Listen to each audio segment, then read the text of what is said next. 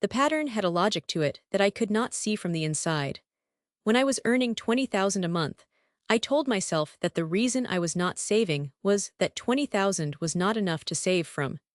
When I was earning 40,000, I had upgraded my apartment, my phone, my eating habits, and my social life to match, and the reason I was not saving had become that 40,000 went surprisingly fast. The goalpost moved every single time. The phenomenon has a name: lifestyle creep, but knowing the name did not help me avoid it because each individual upgrade felt justified at the time. A better apartment was not indulgence, it was investing in my mental health through a better living environment. Better food was not extravagance, it was taking care of myself.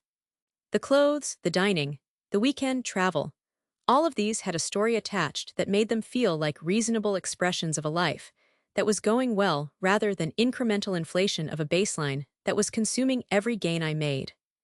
I was 28 when the realization arrived in a form I could not rationalize away. A colleague who was 2 pay grades below me mentioned, in a casual conversation about financial planning, that he had just moved his emergency fund across the 2 lakh mark. I did the arithmetic against my own position, 2 levels above him in title, roughly double his salary, and a savings balance that a junior analyst would not have found impressive. I was earning significantly more than I had at 23, and the gap between my income and my expenses had not meaningfully changed.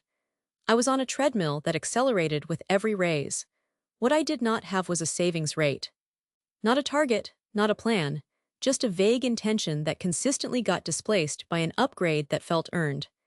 The restructuring I went through after that conversation was not dramatic, but it was deliberate.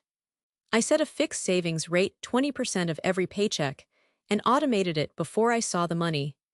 I made one deliberate decision not to upgrade my apartment when my lease came up, staying somewhere I had already adjusted to and banking the difference. I accepted that some of my social spending was comparison-driven rather than genuinely enjoyable, and reduced accordingly. Within 18 months, I had built a savings base that, for the first time, gave me options. The lesson was not about deprivation. It was about the difference between a life that looks like success and one that creates the conditions for it.